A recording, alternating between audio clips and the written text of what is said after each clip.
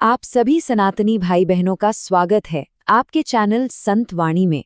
आज के इस विशेष विश्लेषण में हम एक ऐसे महान और आध्यात्मिक क्रांतिकारी के जीवन की गहराई में उतरने जा रहे हैं जिनकी शिक्षाओं ने समय और सरहदों की हर सीमा को पार कर लिया है।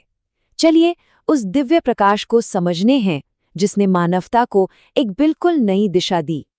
जरा 15वीं सदी के भारत के बारे में सोचिए। एक ऐसा दौर जब चारों तरफ अज्ञानता का अंधकार था, जात पात की दीवारें बहुत ऊंची थी और धर्म के नाम पर समाज पूरी तरह से बटा हुआ था।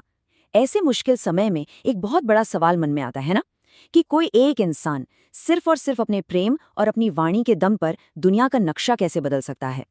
सच कहूं तो गुरु नानक देव जी का जो ऐतिहासिक और विशाल प्रभाव रहा है ना, वो इसी सवाल का सबसे खूबसूरत जवाब है। तो चलिए पहले भाग से शुरुआत करते हैं, एक दिव्य प्रकाश का उदय। कहानी शुरू होती है साल 1469 में, उस जगह से जिसे आज हम ननकाना साहिब के नाम से जानते हैं। अब देखिए, सबसे अचरज की बात तो ये थी कि बचपन से ही उनका सांसारिक मोह माया से पूरी तरह वैराग्य था। मतलब जहां दूसरे बच्चे खेलकूद में मग्न रहते थे, वहीं वे गहरे ध्यान में लीन रहते थे। उनका ये जो स्वभाव था वो उनके माता पिता और शिक्षकों को शुरुआत से ही हैरान कर देता था। उनके जीवन की नींव को ना हम उस सच्चा सौदा वाले प्रसंग से बहुत गहराई से समझ सकते हैं। हुआ ये था कि उनके पिता ने व्यापार करके कुछ मुनाफा कमाने के लिए उन्हें 20 रुपए दिए थे, लेकिन उन्होंने क्या किया, मुनाफे के बजाय उन्होंने उस धन से भूखे और बीमार साधुओं को भरपेट भोजन करा दिया। निस्वार्थ सेवा की ये जो मजबूत नींव उस दिन रखी गई, वो आगे चलकर पूरी मानवता के लिए एक बहुत बड़ी मिसाल बन गई।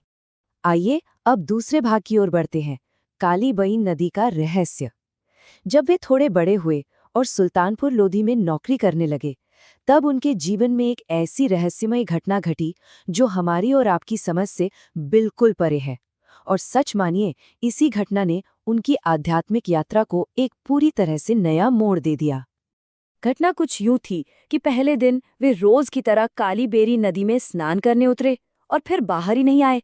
सबको लगा कि वे डूब गए हैं।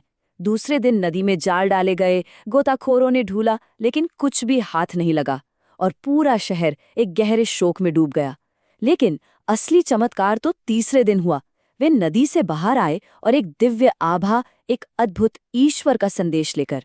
सोचिए, एक साधारण इंसान नदी में गया था, लेकिन लौटा तो एक जागृत आध्यात्मिक मार्गदर्शक बनकर। और पता है, उन 3 दिनों के गहरे मौन के बाद जब उन्होंने बोलना शुरू किया, तो उनके मुंह से निकला पहला वाक्य था, ना कोई हिंदू न मुसलमान।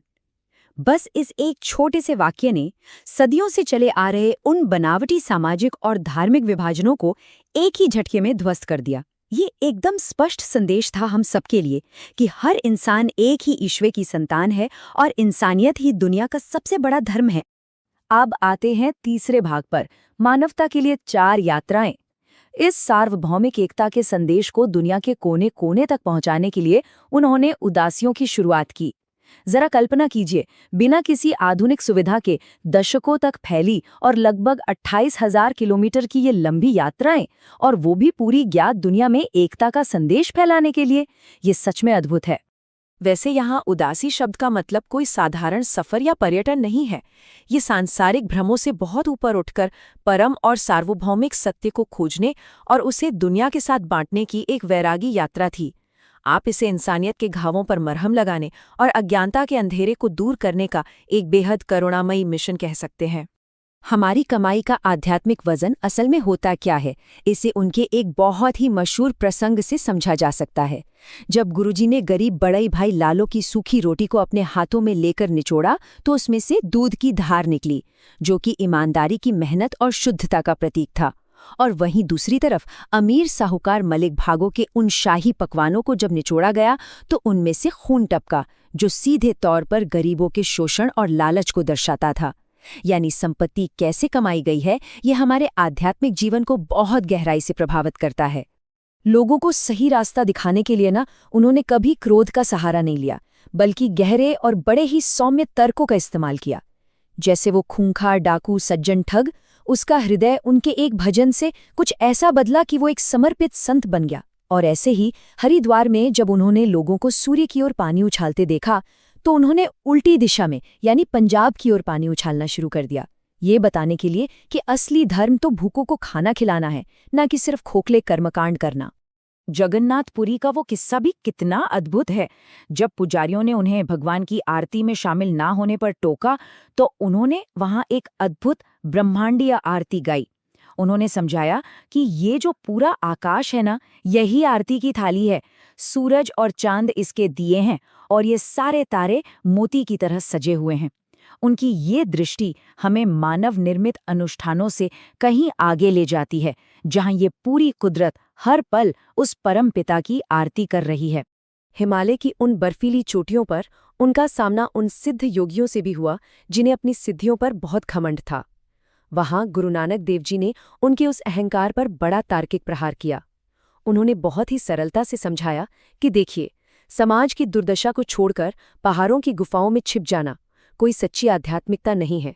असली आध्यात्मिक साहस तो इसी बात में है कि हम दुनिया के बीच रहें, अपनी जिम्मेदारियों को निभाएं और दूसरों की सेवा करें। और मक्का की वो घटना तो सच में किसी विस्मय से कम नहीं है। जब उन्हें काबा की ओर पैर करके सोने पर टोका गया और गुस्से में आकर किसी ने उनके पैर दूसरी दिशा में घुमा दिए, तो कहते हैं कि चमत्कारिक रूप से काबा भी उसी दिशा में घूम गया। ये घटना वहां मौजूद उन तमाम विद्वानों को ये समझाने के लिए थी कि ईश्वर को किसी एक इमारत या किसी एक दिशा में कैद नहीं किया जा सकता। वो तो हर जगह है, हर दिशा में मौजूद है। चलिए अब चौथे भाग पर आते हैं, जीवन के 3 सुनहरे नियम। अपनी इन विशाल और लंबी यात्राओं को पूरा करने के बाद गुरु नानक देव जी करतारपुर में आकर बस गए। वहां उन्होंने क्या किया? उन्होंने अपने जीवन भर के उन तमाम ब्रह्मांडीय अनुभवों को एक बहुत ही व्यावहारिक और सरल सी जीवन शैली में ढाल दिया। उन्होंने एक पूर्ण और संतुलित जीवन के 3 सुनहरे आधार बताए। पहला, किरत करो, यानी अपनी मेहनत की ईमानदारी से कमाई करो। दूसरा, नाम जपो, मतलब हर काम करते हुए उस ईश्वर का स्मरण रखो। और तीसरा, वंड छको, यानी अपनी कमाई को जरूरतमंदों के साथ बांट कर खाओ।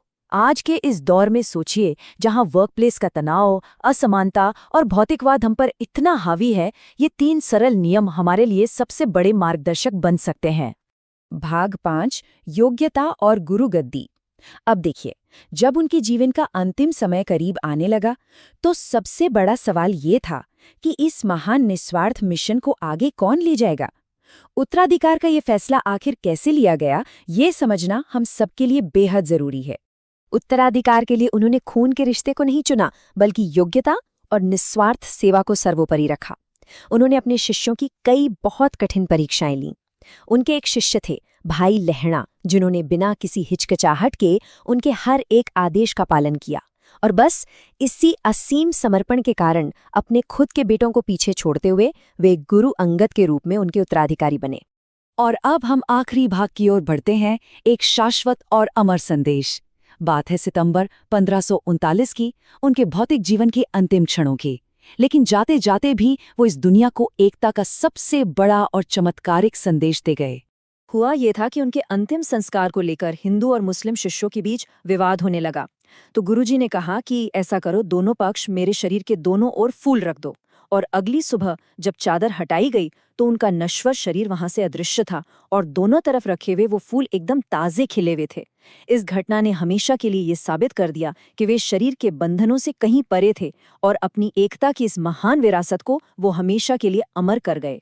तो इस पूरी चर्चा के अंत में एक बड़ा विचार हमारे सामने आता है कि 500 साल पुराने ये सार्वभौमिक सत्य आज के हमारे इस आधुनिक जीवन को कैसे बदल सकते हैं। ईमानदारी की मेहनत, ईश्वर का स्मरण और निस्वार्थ सेवा, इन सुनहरे नियमों को हम अपने रोजमर्रा के जीवन में कैसे उतार सकते हैं। सोचिएगा जरूर।